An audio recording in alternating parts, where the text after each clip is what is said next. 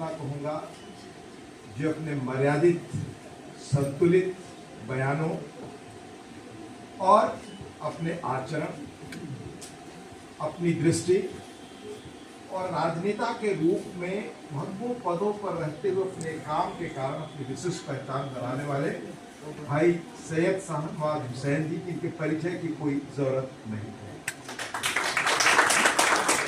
यहाँ पद्मश्री से सम्मानित डॉक्टर भूपेंद्र कुमार सिंह संजय जी, जिनकी ओजस्वी वाणी को हम लोगों ने बहुत प्रेरणा के रूप में ग्रहण किया।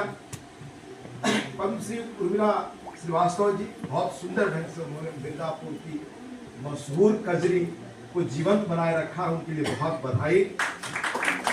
और पद्म पुरस्कारों से सम्मानित अनेक मौजूद यहाँ विशिष्ट गण, पुस्तक की लेखिका डॉक्टर दर्शनी प्रीत, और जहाँ से पुस्तक प्रकाशित हुई प्रभात प्रकाशन के भाई प्रभात जी और भाई पीयूष जी, हमारे मीडिया के मित्रगण, देवियों और सज्जनों,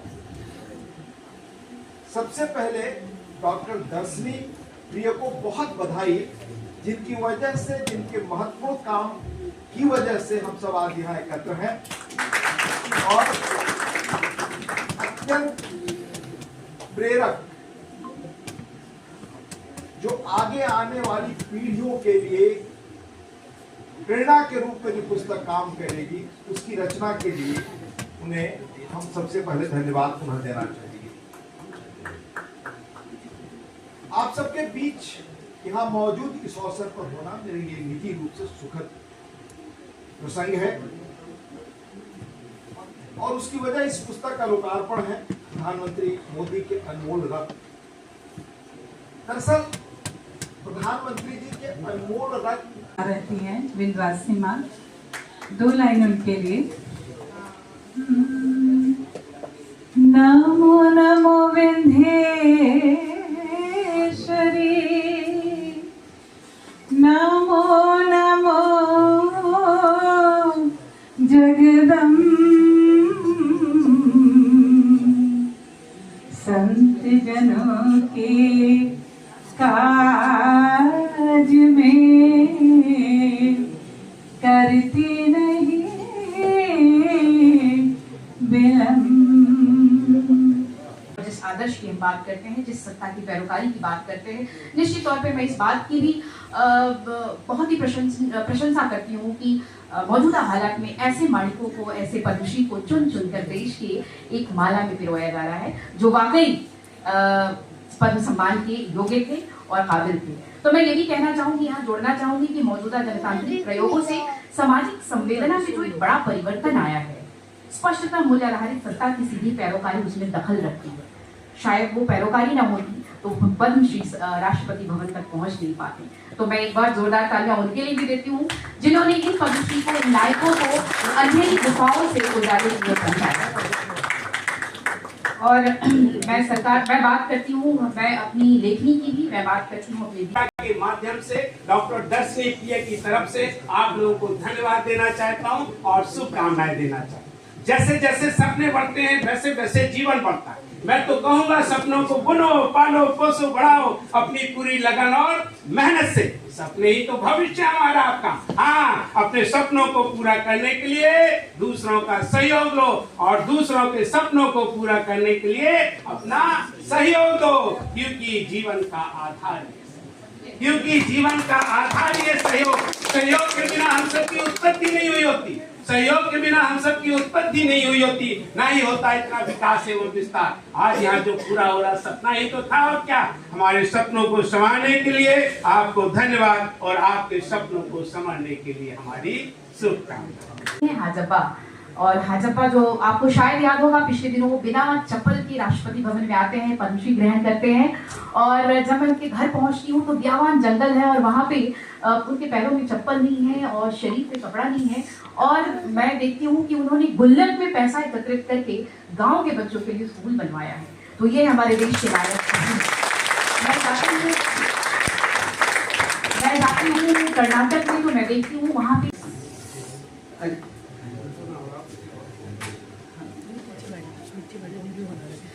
दो इनको श्री बुके देकर के इनका स्वागत कीजिए। आप मंजू जी।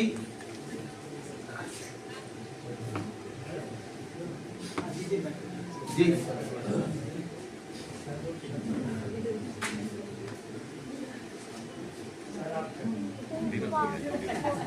मेरे हाथ गंदे हो गए।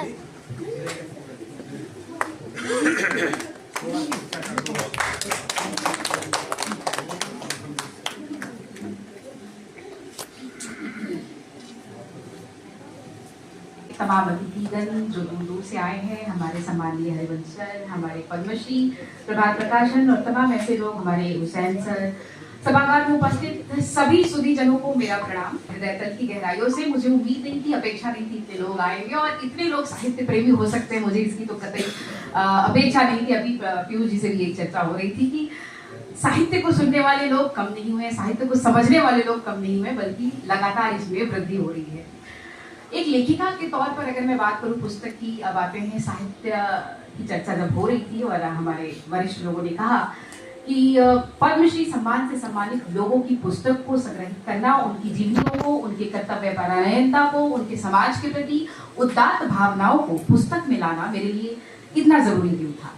ये बहुत जरूरी था क्योंकि ये वैसे नायक हैं, वे वैसे किरदार हैं जो पर्दे के पीछे से अपना काम कर रहे हैं और हम आगे से रहकर उनके लिए तालियां बजा रहे हैं। तो एक बार करतल ध्वनि से उन सभी पद्मश्री के लिए जो लगातार काम कर रहे हैं, चुपचाप बिना किसी आकर्षण के मोह में बंधे हुए एक नायक की तरह काम कर रहे हैं। एक लेखिका के तौर पर इन चरित्रों को जीवन में गढ़ना और पंक्तियों में उतारना मेरे लिए कतई आसान नहीं था और पुस्तक में गढ़ना तो बिल्कुल भी नहीं। यायावर को अपनी यात्रा में उड़ती हुई कहानियों का टूटा हुआ सत्य ही मिल पाता है। मुझे ऐसा लगता है कि मुझे शायद वो सत्य मिल गया क्योंकि एक शहर से दूसरे शहर की दौड़ और उस दौड़ के बाद पद्मश्री को खजाने के रूप में ढूंढ लाना मेरे लिए किसी नायाब हीरे से कम नहीं था। क्योंकि देश के तमाम अलग अलग क्षेत्रों में, सुदूर प्रांतों में हमारे देश के सभी पद्मश्री रहते हैं, उनसे मुलाकात करना, उन तक उनकी कहानियों को आप तक पहुंचाना निश्चित ही मेरे लिए बहुत दुष्कर कार्य रहा। लेकिन मुझे खुशी है कि मैं उन पंक्तियों को, उनकी कहानियों को, उनकी जिजीविषा को, उनके संघर्ष को पंक्ति के माध्यम से आप तक पहुंचा पाने में सफल हुई हूँ। और मुझे आशा ही नहीं विश्वास है कि ये पुस्तक सभी पाठकों को भी बहुत पसंद आएगी क्योंकि ये ऐतिहासिक रूप से भी बहुत ही महत्वपूर्ण पुस्तक है। हमारी आने वाली पीढ़ी के लिए भी बहुत महत्वपूर्ण पुस्तक है, सिर्फ इसलिए नहीं क्योंकि हम गाथा कह रहे हैं, सिर्फ इसलिए नहीं कि हम इतिहास बोध की बात कर रहे हैं, सिर्फ इसलिए नहीं कि हम पद्मश्री की चर्चा कर रहे हैं, इसलिए भी कि हमारी पीढ़ियां उन कार्यों को, उन संकल्पों को और उन संघर्षों को समझेंगी जो हमारे आज के पद्मश्री कल के लिए वो कल तैयार कर रहे हैं। तो ये उनके लिए भी बहुत जरूरी था। पद्मश्री से सम्मानित विभूतियों की जीवनियों से संबंधित इस पुस्तक में मैंने संकलन का बहुत ही महत्वपूर्ण कार्य 2 चरणों में किया है। एक तो उनके साक्षात्कार को मैंने कड़ी दर कड़ी पिरोया है, दूसरा उनके जीवनियों को और समाज के प्रति उनके द्वारा किए जा रहे कार्यों को भी मैंने पंक्ति दर पंक्ति सजोया है। कहते हैं सत्य की दिशा में हजारों हजार शस्त्रों का उतना मूल्य नहीं जितना आपके द्वारा उठाए गए एक कदम का है। हमारे आसपास की दुनिया से ऐसे महान कर्मयोगियों को नमन करती हूँ जो भविष्य का निर्माण कर रहे हैं, जो भविष्य की दृष्टि से वृद्ध मालिक तो हैं लेकिन देश को सर्वोच्च सम्मान से सम्मानित भी कर रहे हैं। राष्ट्र जीवन में अमूल्य योगदान देने और समाज के उत्थान की दिशा में उत्कृष्ट कार्य करने वाले को पद्मश्री अलंकरण दिया जाता है। लेकिन क्या आपको मालूम है कि ये पद्मश्री अलंकरण केवल उनके सिर्फ उसी कार्य के लिए नहीं मिलता जो आपको दिखता है? क्योंकि मैंने उस साक्षात्कार को, उनके घर को मैंने पश्चिम से पूर्व और पूर्व से दक्षिण देश के समस्त दिशाओं में जाकर इन पद्मश्री की कहानियों को और इनकी जीवंत उदात्त भावनाओं को इसलिए साक्षात्कार किया ताकि मैं शायद उनको महसूस कर सकूं और उस महसूसियत को अपने शब्दों में उतार सकूं। मैं एक छोटा सा कहता है कि एक पुस्तक 100 मित्रों के बराबर होती है। एक अच्छी पुस्तक हमें वो सीख देती है जो हमारे 100 मित्र भी वो सीख नहीं देते हैं। हमारे जीवन को जितना अच्छी पुस्तकें समृद्ध करती हैं उतना अधिक कोई नहीं समृद्ध करता है। आज की ये जो पुस्तक डॉक्टर दर्शनी प्रिय ने लिखी है, ये हमारे समाज में जो पद्मश्री से सम्मानित लोग हैं और जो चुपचाप समाज को देने का कार्य कर रहे हैं, जो चुपचाप समाज हित में कार्य कर रहे हैं, बगैर शोर किए हुए उनके जीवन को आधार बनाकर लिखी गई है। इस पुस्तक में 33 पद्मश्री लोगों की जीवन गाथा को समेटा गया है। ये मोदी 140 करोड़ के नेता हैं, 140 करोड़ लोगों के भी अनमोल रत्न है। मैं आपको दिल की गहराइयों से मुबारकबाद देता हूँ। हम लोग कह रहे हैं बहुत सी चीजों का रिकॉर्ड की चर्चा होती है। आज के दौर में भी जहाँ मैंने कहा कि उदंडता बिकती है, शालीनता नहीं बिकती, लेकिन आज भी मैं देखता हूँ मुझे जहाज में 5, 7, 10 लोग मिलते हैं। मैं देखता हूँ कोई मंत्री हो तो मैं न जाऊँ, क्योंकि वो जेलस हो जाते हैं, क्योंकि ज्यादा लोग मुझे फोटो खिंचवाने आते हैं और कहते हैं शाहनवाज साहब क्या शालीन बोलते हैं आप वाजपेयी। तो मुझे लगता है कि आज भी शालीनता बिकती है, उदंडता लाइक्स रिट्वीट पा सकती है, लेकिन शालीनता की कदरदान लोग हैं इस देश में। और हम तो ये मान के चलते हैं कि आपने जो समाज के लिए किया है, ये मानकर चलिए कि इसको करते रहेंगे। हम लोगों के लिए तो एक ही अवार्ड था, हमने हरिवंश जी से, आप लोग को लग रहा होगा मैं क्या बातें कर रहा हूँ, मैं कह रहा था हरिवंश जी इतने खुशकिस्मत ये लोग हैं जिनको पद्म अवार्ड मिला है। मुझे तो एक ही बार इंडिया टुडे आउटलुक की मैगजीन पे फ्रंट पेज पे फोटो छपी थी, उसमें लिखा हुआ था वाजपेयी के नवरत्न में मेरा भी फोटो। मुझे भी ताज्जुब हुआ था कि इतना मतलब पूरे मंत्रिमंडल में बड़े बड़े लोग थे, लेकिन मेरा भी नाम उसमें शुमार था। तो मैं तो इसी से धन रहता हूँ कि मैं भारत रत्न का नवरत्न रहा हूँ, यही मेरी पहचान है। जब पद्म अवार्ड मिलना ये कोई आसान बात नहीं है और उसकी पहचान भी आसान बात नहीं है। मुझे बहुत सौभाग्य मिला है कई भारत रत्न के साथ को देखने का, मिलने का। मुझे बहुत कम उम्र में माननीय शब्द लग गया था मेरे साथ, क्योंकि यंगेस्ट एवर कैबिनेट मिनिस्टर का रिकॉर्ड मेरे ही नाम अभी तक है। मुझे टूटेगा तो प्रभात जी कुछ छापेंगे उस पर, लेकिन मेरे से पहले ये रिकॉर्ड डॉक्टर करण सिंह के नाम था। वो महाराजा के पुत्र थे, मैं शिक्षक का पुत्र था। ऐसे जब व्यक्ति को बड़ा बन जाता है तो उसके बारे में उसकी सादगी बिकती, वो उसके अंदर बड़प्पन इस बात में नहीं बिकता कि वो कैसे काफिले लेके जाता है। स्वागत है इस समारोह में।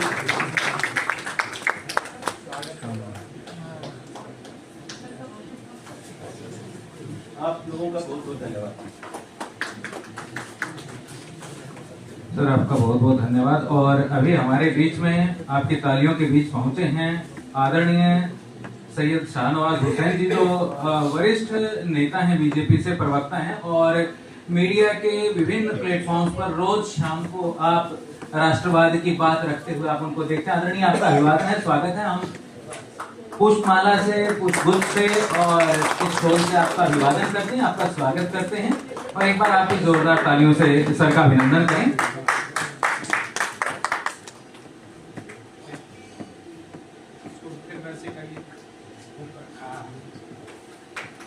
और आदरणीय शाहनवाज हुसैन जी के लिए कह रहा हूं, सर आप अभी पहुंचे हैं लेकिन पूरा देश आपको जानता है। बशीर बद्र के शब्दों में आपके लिए कह सकता हूं, हम भी दरिया हैं हमें अपना हुनर मालूम है। हम भी दरिया हैं हमें अपना हुनर मालूम है। जिस तरफ भी चल पड़ेंगे रास्ता हो जाएगा, जिस तरफ भी चल पड़ेंगे रास्ता हो जाएगा। उन्हें आपका हार्दिक स्वागत, अभिनंदन। आइए आगे बढ़ते हैं। और मैं इसके निदेशक हैं, बहुत जाने माने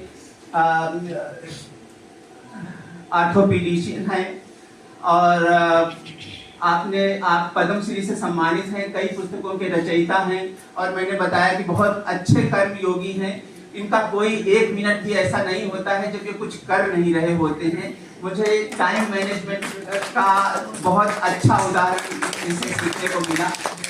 और जैसा कि आपको बताया कि हमारे बीच में पद्म श्री उर्मिला श्रीवास्तव जी पधारी हैं। ये शास्त्रीय गायन के क्षेत्र में इनका अमूल्य योगदान है। आप बनारस से आती हैं, कजरी को जीवंत रखने में, कजरी को लोकप्रिय बनाने में आपका भारतीय संगीत के क्षेत्र में बहुत बड़ा योगदान है। मैम, आपका भी बहुत बहुत स्वागत है।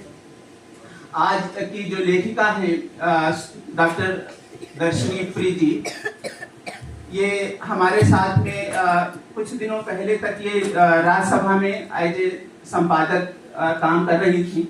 उसके बाद में एक आदेश के तहत इनको वहां से वापस होना पड़ा और अभी आप प्रसार भारती में वरिष्ठ भाषा अधिकारी के रूप में कार्य कर रही हैं। आप न केवल पत्रकारिता के क्षेत्र में बहुत दखल रखती हैं, अपितु साहित्यिक क्षेत्र में भी आपका इतना ही दखल है। आपने कई आपकी कविताओं की पुस्तकें प्रकाशित हो चुकी हैं। आपके लगभग 300 से ज्यादा साक्षात्कार पद्मश्री के साथ में जो है प्रकाशित है और वो टेलीविजन पर या यूट्यूब पर हैं। तो ये अपने आप में पद्मश्री सीरीज जो इन्होंने शुरू की है, ये अपने आप में बहुत ही विशिष्ट कार्य है। ऐसा कार्य अभी तक किसी ने नहीं किया है। आप ने जो एक बिहार के एक साधारण से परिवार से आकर के और आपने दिल्ली जैसे शहर में आपने जो अपनी पहचान बनाई है, शून्य से जीवन की शुरुआत करते हुए और इस मुकाम पे पहुंची हैं। हम आपका भी बहुत स्वागत करते हैं और आपको बहुत बहुत बधाई देते हैं। और इसके साथ ही शाहनवाज हुसैन जी को इस अवसर पर अपनी बात रखने के लिए, हमें प्रेरित करने के लिए, हमारा मार्गदर्शन करने के लिए आमंत्रित कर रहा हूँ। सर, आप आए और अपनी बात रखें, हमें आनंदित करें। आपकी जोरदार तालियों के बीच शाहनवाज हुसैन जी।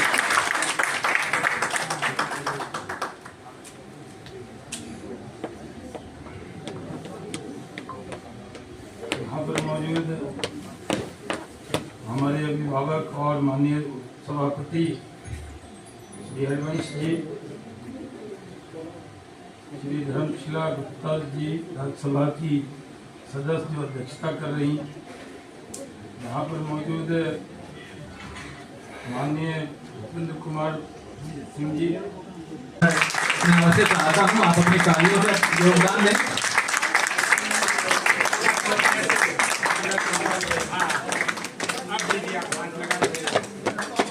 अद्भुत सुंदर ये क्षण है।